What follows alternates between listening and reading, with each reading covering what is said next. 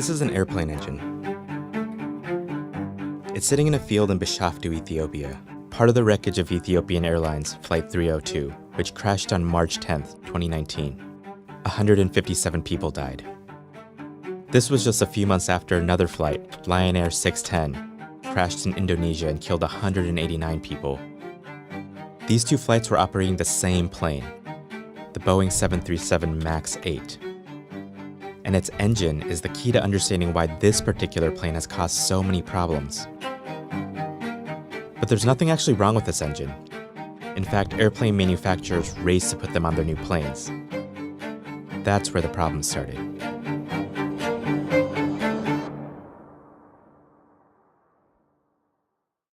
The two biggest airplane manufacturers in the world are Airbus and Boeing, and they have a fierce rivalry. If one of them can offer a better plane, the other could lose a lot of money. That's exactly what was about to happen in 2010. Airbus announced that they would update their most popular model, the A320, a single-aisle airplane that services many domestic flights. You've probably been on one. For this new plane, Airbus had a big update. It would have a new kind of engine. It was much larger than the previous engine, but it would make the plane 15% more fuel efficient. And just as importantly, this upgrade wouldn't change the plane that much. A pilot could walk into the new model with little additional training and be on their way. It was called the A320neo, and it would save airlines a lot of money. This was a problem for Boeing. To compete with Airbus, Boeing's obvious move was to upgrade the engine on their single-aisle plane, the 737. But there was one issue. Here's a sketch of the 737 next to the Airbus A320. Notice how the 737 is lower to the ground than the A320. This meant Airbus could slide a new engine under the wing of their A320, but there wasn't enough room under the wing of the Boeing 737. But a few months later, Boeing's product development head had big news.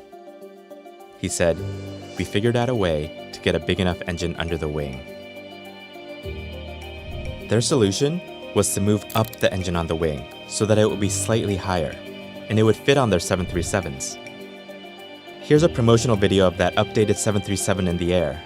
You can actually see that the top of the engine is above the wing. Boeing called this model the 737 MAX.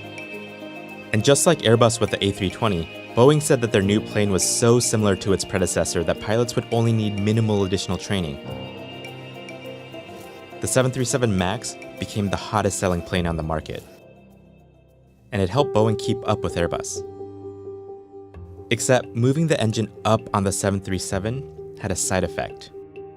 When the 737 MAX was in full thrust, like during takeoff, the nose tended to point too far upward, which could lead to a stall.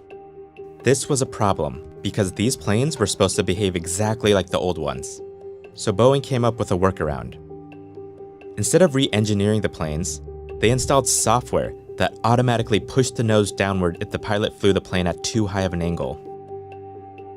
They called it the Maneuvering Characteristics Augmentation System, or MCAS.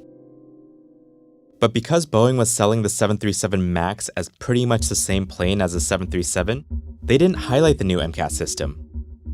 Many pilots only got a 2-hour iPad course before entering the cockpit for the first time. And the training material didn't mention the MCAS software. In 2018, several American pilots complained to the federal government that the 737 MAX was suddenly nosing down. On October 29, 2018, Lion Air Flight 610 took off from Jakarta. In the flight report, which shows the plane's altitude over time, you can see that the plane was in full thrust during takeoff. But at a certain point, the nose of the plane kept lurching downward.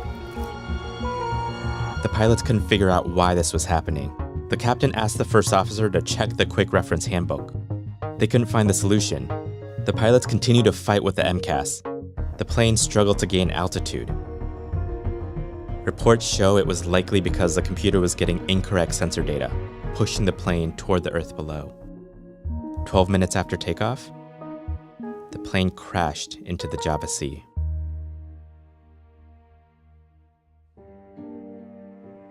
In the Ethiopia crash, the report shows that the pilots were actually able to disable the MCAS, but it was too late to overcome the malfunctioning MCAS sensors.